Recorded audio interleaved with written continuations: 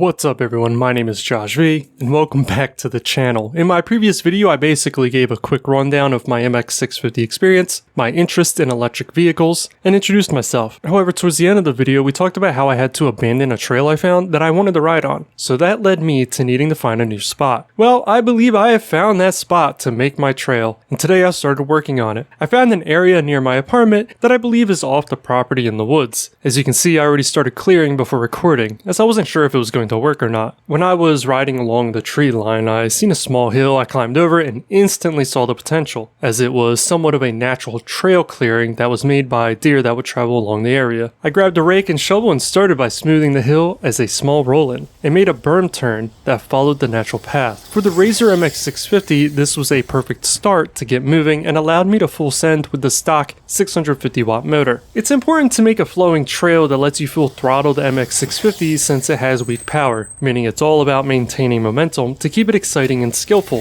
especially for us adult-sized riders. After the initial turn, there was a fallen tree. Now I had the choice of either clearing it out of the way by cutting it, or to use it as a feature in the trail, and of course, I had to make it a feature. One of the most exciting things about riding an electric pit bike is hitting features like jumps or skill-based trail obstacles, and that log lent itself nicely to be the first skill check in the trail to get started. Since there is a tree branch that crosses over the log, I didn't make it a jump, but instead a bump that requires you to manipulate the bike underneath you to go over quickly while trying to keep the rear wheel planted as best you can to maintain speed. And yes, I know I need a helmet, as it looks like I'm gonna bonk myself. I also want the features to work in both directions, so I made it in a way that you can just cruise over everything without getting stuck. You know, besides the biggest struggle for the 650, that is the hill at the beginning, since it's the stock motor setup and it doesn't have the torque to pull you up easily. My initial plan was to keep following the trail deeper into the woods, and so I followed the first log bump with a small jump to keep the theme going. I started by laying a few logs that were in the way. This turned out to be a nice starting jump for the trail, and I was going to extend the landing for a smoother ride. However, when I came back the next day, my brain decided instead to use the hill to the right towards the beginning. With that new concept in mind, I did the only logical thing, make an optional hairpin berm turn. Now, starting this turn took a lot of effort, as I had to break through the layer of grass and tree roots in order to get to the usable dirt and shape the turn for a smooth entrance and exit, and to keep you from flying off the side. The dirt on this turn is extremely loose and has a sandy consistency. While normally you would want hard packing dirt on your track, instead this plays very well to slowing you down on the turn more naturally, allowing it to be very tight with less direct braking needed, and sends you off in the perfect line to go up the hill. I'm actually really excited with how this 180 turn turned out. I'm able to enter from the log jump just by letting go of the throttle and then allowing the loose dirt berm to carry me around the turn. Once I start clearing the trail up the hill, I know it'll be really fun just hitting full throttle out of this turn, and will also be a nice skill check to see how much momentum I can maintain through the dirt. Now again, I made this turn optional, so of course I had to rail the log jump for some airtime. Later I'll extend the log jump landing so I won't slam the flat so aggressively, but it will also act as a roller into the sandy 180 turn. I'm always surprised at how well the MX650 has held up to my abuse over the years. I do need to replace the chain, as this is still the original. It's obnoxiously stretched out, but still has yet to break somehow. And so far, the only part that needed genuine work was the stock rear shock that broke this year that I showed in the previous video. And to be fair, the original batteries do not hold a charge like they used to. I'd say I get about half the ride time I used to get when it was brand new. I still want to change the weight resistance on the new rear shock I put on it, as the 750 pound spring is way too stiff, and you can see when I jump how little it compresses in the rear when landing. That's going to put a lot of stress on the wheel spokes, and before I bend the rim, I should definitely replace it with a 550 pound spring. Anyway, I've been talking enough, and I want to put some GoPro footage to end off the video and show the progress so far before I continue to the trail another day. Thank you guys for sticking around, and I'll see you in the next one.